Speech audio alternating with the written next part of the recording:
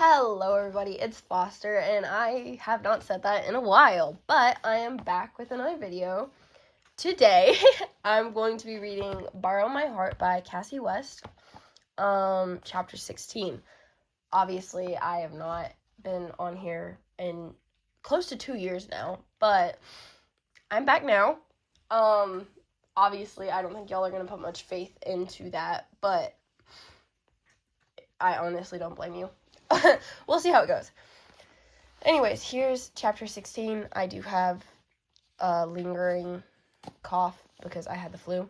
So hopefully I won't cough any, but if my voice sounds weird, that's why. Anyways, here's chapter 16. Chapter 16. Rule. Most games worth playing have boundaries. Don't date a guy who doesn't have any. Good advice. Have you ever taken any of the dogs from the shelter paddleboarding? Asher asked. He spread a towel out and was sitting next to me. No, we should have brought Bean. Got that on video. Before he asked me any more questions about my paddleboarding history, I flipped it over to him. Have you ever taken your dog? No, my mom thinks Buffy's too little and that the creatures of the deep will eat her. You're a smart mom. He laughed like I was joking. I dug my sunblock out of my bag and applied some to my arms. Are you okay, by the way? Why wouldn't I be? I nodded behind us to where his ex-girlfriend had been 15 minutes ago. Oh, yeah, it was weird. I haven't seen her since school got out. It just surprised me. There's no leftover feelings or anything. I raised my eyebrows, moving onto my legs with the lotion. Okay, no leftover good feelings. What happened? You said she broke up with you, but why? He took a moment with that question, as if thinking about how to summarize the downfall of a relationship in one sentence. She wanted more of me, I think. You're so open, though. How many layers did she want? What I mean is, she wanted me more to herself. I put a quarter-sized dollop of lotion in my hands, rubbed them together, and applied the sunblock to my face. Oh, okay, so she thinks you share yourself with too many people. Yeah, probably, Asher said thoughtfully. That's a good way to put it. We had opposite problems. I shared myself with next to no one.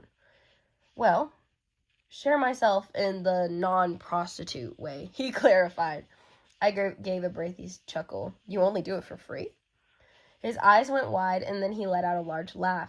Exactly. Is it all rubbed in? I asked, facing him, the sunblock. He studied my face for what felt like an eternity, and then reached out and ran a finger along my temple. Now it is. My cheeks were pink. I looked up at the sky, and the sun was the culprit. Do you want me to get your back? He asked. One finger along my temple had set my face onto fire. I couldn't imagine what his hands on my back would do, but I turned anyways, passing him the sunblock over my shoulder. You can't like him, Ren. You're living a lie. I stared out at the glistening water in front of us. A girl on a sailboat unfurled a sail, revealing large, colorful fabric. Asher's hands ran along my back, and strong but gentle, massaging the lotion in. I hugged my knees to my chest. I like how open you are, I said. It's rare, and it's nice. You're nice, he said. I'm really not. You have me fooled. I think I do. He finished, capped the lotion, and tossed it onto the towel. I turned back to him. His cheeks looked a little pink now, too. But maybe it was just that blasted sun. I stole his hat off his head. Good riddance. Freeing his beautiful mess of auburn hair, and put it on mine. That looks cute on you, he said, leaning back on one elbow. He poked my side, and I giggled, a rare occurrence for me. I dropped down to my elbows so we were more level. I wanted to tell him who I was, or more accurately, who I wasn't. Why did I want to tell him so bad, and yet was still so scared to do just that? Do you need some sunblock, I asked. His eyes dropped to the bottle between us, and then back to me. He swallowed and then nodded, turning his back to me. I sat up and took a deep breath. Had I ever applied sunblock to another person in my life? Sometimes I would use the spray kind on my sister's back, but this seemed different. It was different. My cat is doing some tweaker. Stop it. He's learned how to open my drawers, and he's messing with paper. Anyways. But this seemed different. It was different. I squeezed way too much sunblock into my hand. Asher's back was hot. The sun had been beating down on it for the past 15 minutes or so. I pushed his hat, which was still on my head, up with the back of my wrist so I could see better. I ran my hands along his back, and he shivered, and then laughed. Sorry, I said. No. Something cold and slimy landed on my leg, and I looked down to see a long green squirming thing. I screamed, kicking and pushing it off, a dark memory pulling at the corners of my mind. A loud laugh rang out. It's just seaweed, I heard a calm voice say. Rin. What? My eyes locked with Asher's. It's off. It's off, I repeated, my heart beating in my throat. Dale and Kamala, not Camilla, I've been saying that name wrong for the past however long, but it's Kamala, and I'm going to say it like that now. Dale and Kamala were walking towards us with their boards. Dale had obviously slung that piece of seaweed on me. He was still laughing that obnoxious laugh of his, the one that had motivated me to start this whole lie to begin with. He was wearing his helmet with the antenna on top and looked like the biggest goof. Are you okay? Asher asked. I nodded. Your turn, Dale said, dropping the boards in front of us. Water and sand splattering onto my legs. Oh, right. No, I was not okay. You're a jerk, I said, kicking the seaweed in his direction. Yes, I am. Asher got up right away and grabbed his board. I stared at the one I was supposed to use like the enemy that it was.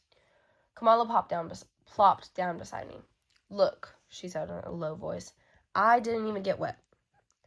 But you have done it before, I responded in a voice equally as low. There was leftover sunblock on my hands, and I wiped them along my legs. Tweaker, stop. No. Thank you, buddy. And I wiped them along my legs. Show us how it's done, Dale said, paddleboard master. And apparently, I directed to Kamala, Gemma is really good at it. You have to face this fear sometime. But do I asked. Asher, what the heck? Asher was heading along the water, already several feet away from us, and he looked at me over his shoulder with that smile of his. Are you coming? I'm going to pick up this board and walk to the water, and when I get there, you are going to get some call about something that we must leave immediately for, I said quickly and quietly to Kamala. You're going to drag me into this? She asked. You're all the way in it, girl. She smiled and gave me a shove. Fine, go. I snatched up the board and paddle and rushed to catch up with Asher. He was already ankle-deep in water. It's cold, he said when I was next to him. The jetty separating the bay from the open ocean eliminated the waves, but the water still lapped at the shore in tiny ripples. I zeroed in on the water, which became darker and more opaque the deeper it got. You look pale, Asher said, the water now up to his calves. I'm pretty white, he chuckled. I strained, listening for Kamala to rescue me, but so far, nothing. Asher laid his board across the shallow water and attached the strap on around one ankle. You can't make fun of me for my lack of coordination. I sat my board down in front of his. Come on, Kamala. I won't. Asher walked behind me and attached my leg strap as well. When he stood, he cussed under his breath. My heart jumped, but I didn't see any danger besides, whatever was lurking in the depths. What? Incoming. I turned just in time to see the girl from the parking lot pass Dale and Kamala heading for us. Dale immediately ripped his phone off its makeshift helmet stand and followed her, obviously recording. He really thought that he was a reality TV star. Did people care about his day-to-day life as much as he thought they did? Asher, Eleanor said when she stood in front of us. She was shorter than she had looked from a distance. I thought that was you. Hi, he said, friendly as always. How are you? I'm okay. We just got back from San Diego. Visiting your sister, he asked. Yeah, she had a baby, a little boy, Ezra. Oh, wow. Congratulations. Thanks. Eleanor's eyes flitted to me. Asher noticed and took a sideways step, angling his body in front of me in a protective way. We were just about to go out on the water, he said. Nice seeing you. You're not going to introduce me? She asked. I'm his girlfriend, I said, reaching out and slipping my hand into Asher's. Rin, nice to meet you. Eleanor couldn't hide the shock on her face for a brief moment. Her eyes locked onto our linked hands, but then she tamed her expression to neutral. I tried to read her reaction. Was she just shocked because she hadn't seen Asher since school got out and his having a new girlfriend was surprising? Or was she shocked because she had been talking to him online as Gemma and had no idea his relationship with the person who had stepped into that role in real life had progressed this far? Hi, nice to meet you, she said. I didn't realize, I had no... How did you two meet? Crap. Here it was. If she was Gemma, she could call me out right now before Asher could say anything. I said, in a coffee shop, because that was where we met. Eleanor narrowed her eyes. Wait, are you... You don't know her, Asher said, not realizing he was saving me from having to answer any more questions that might expose my lie or hers if she had been lying to him online. Rin, Kamala called. Your phone's ringing. Do you want me to answer it? She was following through with her promise to get me out of becoming a floating bait trap, but the timing wasn't right. Did she not see that? I couldn't leave now, not with Eleanor here. She would probably ask more questions as soon as I was gone. I gave Kamala a thumbs up, hoping she'd interpret it correctly. We met online first, Asher was saying. Yeah. I stepped back, my body apparently trying to get out of this conversation, but I tripped over his leg strap, or maybe mine. Then, as I tried to catch myself, my heel caught on the board behind me that was floating in the shallow water. My other foot stepped right on top of the board. It went out from under me, and I fell backwards onto the ocean board. It, too, was not stable, and between my momentum and the shifting boards, I tumbled off and right into the water. I landed on my back and immediately went under. The water was cold, and all the air was sucked from my lungs. My feet were still up on the board, but my entire torso and head were underwater. I thrashed, trying to bring my head above water or free my feet. Blackness closed in on me. A bed of seaweed tangled around me, pulling me deeper. No, that was a memory. That wasn't happening. I could feel the bottom. The bottom was right there. I pushed on it and sat up. My head broke through the surface, and I coughed and gasped for air. Asher was on my side, kneeling in the water, his hand on my back. Had he helped me up? Are you okay? He asked. I nodded, even though I really wasn't. I just need to stand. Get me out of here. My cheeks were hot as the surface of the sun. Asher helped me to my feet as his ex-girlfriend watched. Please let me put that on TikTok, Dale said. My eyes whipped over to Dale, whom I had forgotten about. If you do, I will cut you up into little pieces and feed you to the sharks. Asher laughed. Ugh, you're no fun, Dale said. Hi, Dale, Eleanor said. Hey, witch. Somewhere in the midst of the chaos, Kamala had joined the group. She was holding out my phone. It's your boss.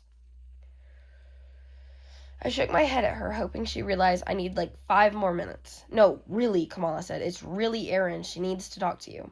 Water was dripping down the back of my neck and off my chin and down my legs. I walked toward Cammy, but was stopped short by my ankle strap, which was still on my leg. Kamala closed the distance and handed me the phone. Hello? My teeth started to chatter from being cold or from the shock of what had just happened. I squatted and untethered myself from the board. Are you still there? I'm so sorry, was how Erin answered. I didn't want to bother you on your day off, but you are my 4th call. Everyone is out of town or not answering. What's wrong? I asked. The cameras are showing a drop-off at the front of the shelter. You think you can go check it out? I'm 3 hours away. A drop-off was when someone left an animal, usually in a box, at the shelter door after hours. Yeah, of course. Thank you so much. No problem, I said. Will you call me back with a report? I will. I ended the call. I have to go. Asher looked between Eleanor and me like she was the reason I was fleeing. She was actually the only reason I probably needed to stay, but I had to go and hope that Asher would let me explain later if Eleanor outed me. If she really was Gemma. I pointed to Dale. Don't post that video. He gave me an innocent shrug, but I didn't have time to threaten him more.